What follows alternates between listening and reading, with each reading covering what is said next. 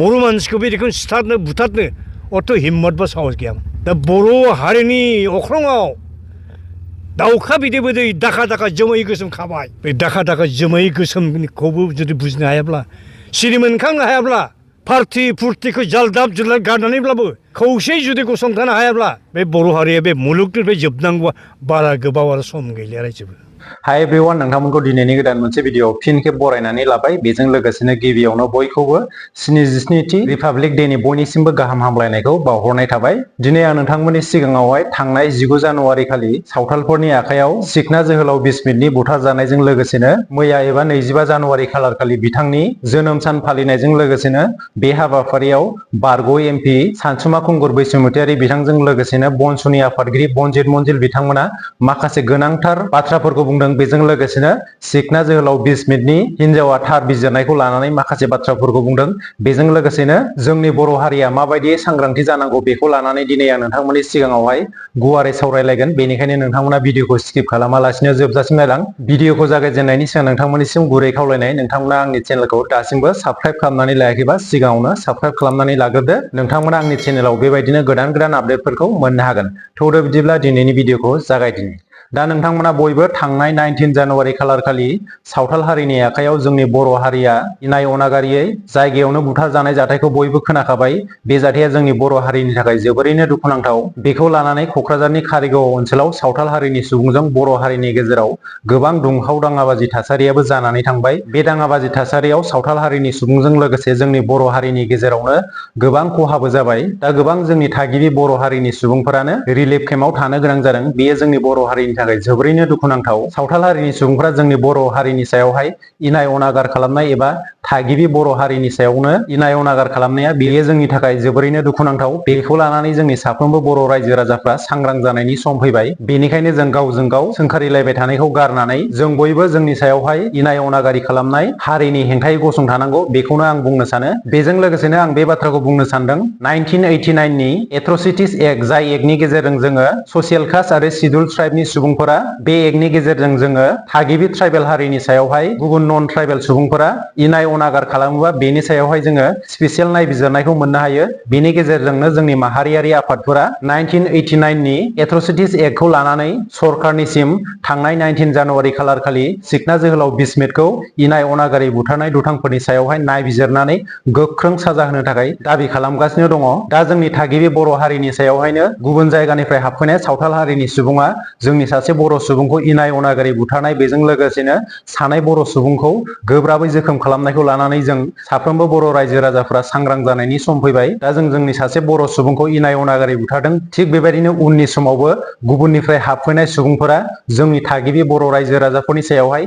इनाय अनागार खालामगोन बेबायदि जाथाया बेवहायनो जोबनानै थाङा उननि समावबो बेबायदि थासारिया जानो थांगासिनो दङ बेनिखायनो जोंनि साफ्रोमबो बर' रायजो राजाफ्रा सांग्रां जानाया जोबोरैनो गोनां दा जोंनि सासे बर' सुबुं सिखना जोहोलाव बिस्मितखौ बुथारखांनायनि उनावहाय जोंनि बर' हारिनि थाखाय जोबोरैनो दुखुनांथाव आरो बे बाथ्राया बयनिख्रुइबो दुखुनांथावसिन दि थांनाय 19 जानुवारि खालार खालि सिखना जोहोलाव बिस्मित बिथाङा बुथारजाबाय थिग बेनि साननै सानथामसो उन एबा 25 जानुवारि खालार खालि बिथांनि जोनोम सानमोन दा बिथांनि जोनोम सानखौ गोबां दुखु खस्थ'नि गेजेरजों न'खरनि सुबुंजों लोगोसे जोंनि बर' रायजो राजाफोरा फालिनो गोनां जादों बेयो थारैनो जोबोद दुखुनांथाव दा जोंनिनो सासे बर' सुबुङा गावनि जोनोम साननि साननै सानथामसोनि सिगाङावनो दुथांफोरनि आखायाव इनाय अनागारि बुथारजादों थारैनो बेयो जोंनि थाखाय साननो गोनां बेखौ लानानै इयुनाव बेबायदि जाथाया जाबावा बेनि थाखाय जोंनि साफ्रोमबो बर' रायजो राजाफ्रा सांग्रां जानायनि जोबोद गोनां सिखना जोहोलाव बिस्मितनि जोनोम सान फालिनायाव बिथांनि बिसिया माखासे बाथ्राफोरखौ बुंदों बुथारजानाय सुबुङा थार बिजिरनायखौ मोननांगौ बेजों लोगोसेनो जायफोर बे बुथारनायाव इनभल्भ दङ बैसोरखौ फासिनि साजा एबा जिउ जोबजासिम साजा होनांगौ होननानै सिखना जोहोलाव बिस्मित बिथांनि बिसिया सरकारनिसिम बेखौनो दाबि खालामदों दा नोंथांमोननि सिगाङावहाय बिथांनि बिसिया मा बाथ्रा बुंदों बेनि ससे भिडिअ क्लिपखौ नोंथांमोननो होनानै होनि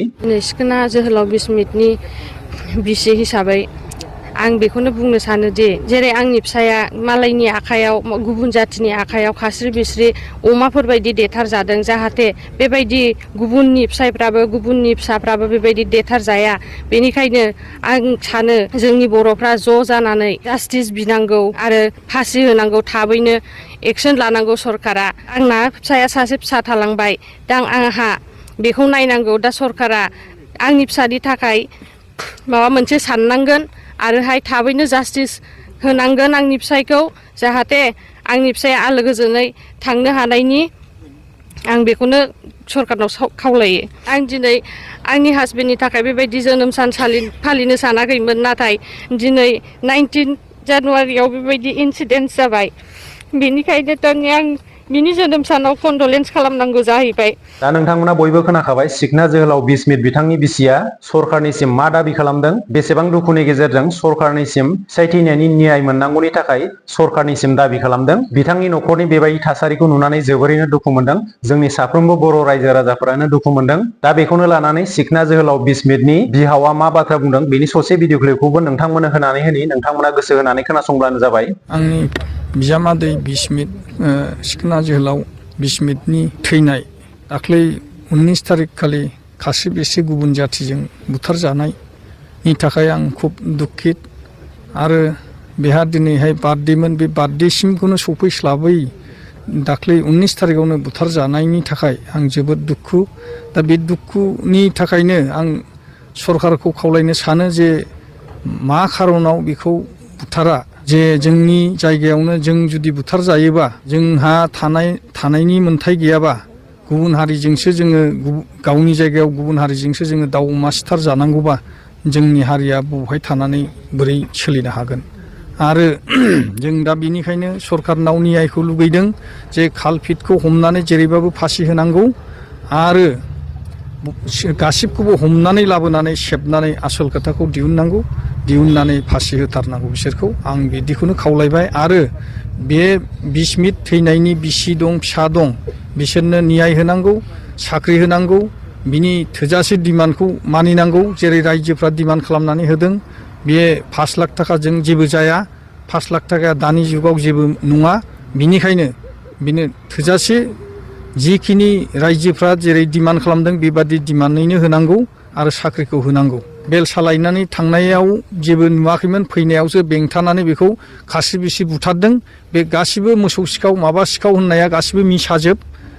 आसल खोथायानो जाबाय बिसोरखौ सोरबा उसुतनि होनानै टारगेट लानानै बुथारनायसो। बाहेरानिफ्राय मानसि फैनानै थाफैनाय, बे थाफैनायनि उसुतनि होनायाव बे गामिनि गासिबो बोराय बुरि गासिबो बहाय ज' जानानै बेंथेनानै बुथारनायसो, बिनि बाहेरे जेबो नङा। दा नोंथांमोना बयबो खोनाखाबाय सिखना जोहोलाव बिस्मित बिथांनि बिहावा मा बाथ्रा बुंदों, बेसेबां इनाय अनागारियै सावथाल हारिनि सुबुंनि आखायाव जिउ गोमानो गोनां जादों। नंखाय फाव फान्दायनानै सावथाल हारिनि सुबुङा जोंनि बर' हारिनि सासे सुबुंखौ इनाय अनागारै बुथारनाय, बेजों लोगोसेनो सानै सुबुंखौ गोब्राबै जोखोम खालामनाया थारैनो साननो गोनां। बे जाथायखौ नोजोर होयोब्ला जों बे बाथ्राखौबो बुंनो हायो, जोंनि बर' हारिनि सायावहाय मोनफ्रोमबो गुबुन हारियानो जोंनि बर' हारिनि जौगानायखौ नायनो हाया। बेजों लोगोसेनो गुबुन हारिफोरा जोंनि हारिखौ गादबनानै दोननो नाजायो। बेनि एग्जाम्पल महरै सावथाल हारिनि सुबुंफोरा आखायाव बोरला बायदि लानानै जोंनि बर' हारिखौ गाग्लोबनो ओंखारबोनाया बेनो मोनसे एग्जाम्पल।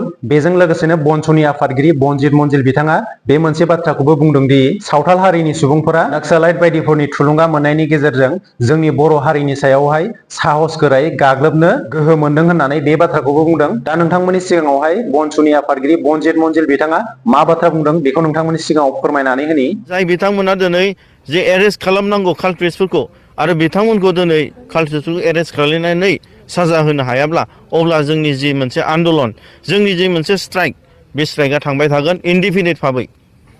दिनै बिथांमोना दाख्लै 18-19 जनसो हमनो हादों, बेखौ बिथांमोना फोरमायदों।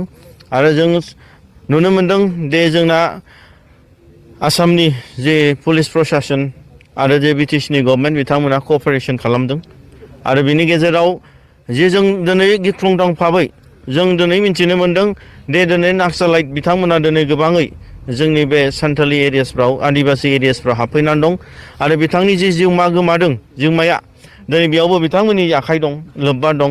जे दिनै बिजनेसमेनफोरखौ किडनापिं खालामनाय, एक्सटर्सन खालामनाय, जे दान दौलत डिमान्ड खालामनाय, बेफोर जिनिसा बै समनिफ्रायनो जाबोबाय थादों सिं भाबै। दिनै जाय जोंनि फंबाय बिस्मित फंबाय, जाय बिथाङा दिनै जे गावनि बेसेन गोसा जिउखौ दिनै फोजोबनानै लाबाय, बियो दिनै सासे जोंनि फंबाय बिस्मितनि थाखायल' नङा, बियो दिनै सारा जोंनि बर' लाइमोनफोरनि थाखाय, बर' हारिनि थाखाय बेयो गिदिरथार मोनसे दिनै जिउ फोजोबनायनि मोनसे नेरसोन। दिनै बिथांनि जि मोनसे गावनि जिउखौ जे सेक्रिफाइस खालामनानै बावसोमलांबाय, बियो जोंनि बर' हारिनि थाखाय मोनसे आइ अपेनार। जों बिथांनि जे सेक्रिफाइसनि थाखाय जों एलार्ट जानांगोन।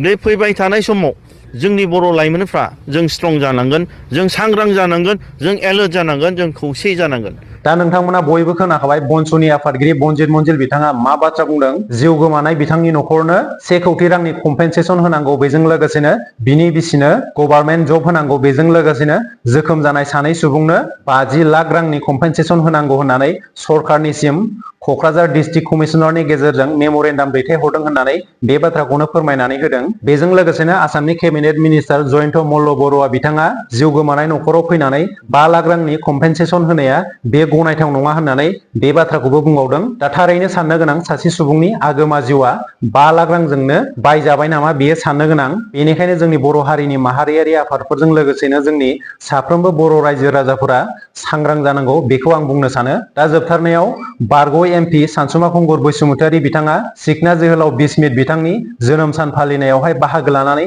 माखासे गोनां बाथ्राफोरखौ बुंदों। बेनिनो ससे भिडिअ क्लिपखौ नोंथांमोननो होनानै होनि, नोंथांमोना गोसो होनानै खोनासंब्लानो जाबाय।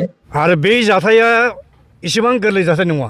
आंनि बुजिनाय बिजिरनाय मथेब्ला बे जाथाया जास्ट ओरैनो मोनसे एलार्मसो आरोखि। सोरनिबा बिराद लं रन मोनसे मास्टार प्लेन दं, हाइडेन एजेन्डा। बे हाइडेन एजेन्डा जाहैबाय बड'लेण्ड हालामनि सा ओनसोलाव जेसेबां रिजार्भ फरेस्ट दं, जेरैहाय थिपकाइ फरजरा forest division, Haltugaon forest division, Kachugaon forest division, आइविली फरेस्ट डिभिजन, बै फरेस्ट डिभिजनफ्राव जेसेबां रेन्ज दं, बिट अफिस दं, बे हाग्रा ओनसोलखौ गासिबो कब्जा खालामफैबाय गुबुन हादोरनिफ्राय फैनानै। आरो बै मानसिफ्रा जेराव इलिगेल दंफैयो, बै इलिगेल माइग्रेन्टसफ्रानो आरोबाव मा खालामदों, गावसोरनि सोनाब हादोरनिफ्राय थाखोमा फैनाय माखासे नक्सालाइट एलिमेन्टसफोरखौ सम्भब जायगा होदोंमोनगोन। आरो बे नक्सालाइट एलिमेन्टसफोरनि थुनज्लायनायावनो सम्भब दाखालि जालांनाय 19 जानुवारिनि मोनाबिलिनि घटनाया निस्सय जानो हादों। जों मिथिनो मोन्दों आर्मिनि आखायाव, पुलिसनि आखायाव नक्सालाइट माखासे एलिमेन्टसफोर अलरेडि हमजाखांबाय।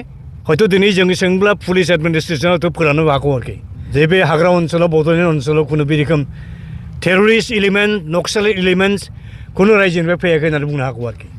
ओंखायनो जोंहा फुरा सन्देह दं जे डेफिनेटलि बे घटनाखौ बै सोरबा छत्तीसगढ़निफ्राय खारखोमाबोनाय, झारखन्डनिफ्राय खारखोमाबोनाय, बा भारत हादरनि गुबुन रायजोनिफ्राय खारखोमाबोनाय नक्सालाइट मावइस्ट टेररिस्ट एलिमेन्टसफोरनि थुनलायनायावनो हयथ' बे घटनाया जादों। बे जास्ट जागायजेननायसो खोमा बिसोरनि मथेब्ला।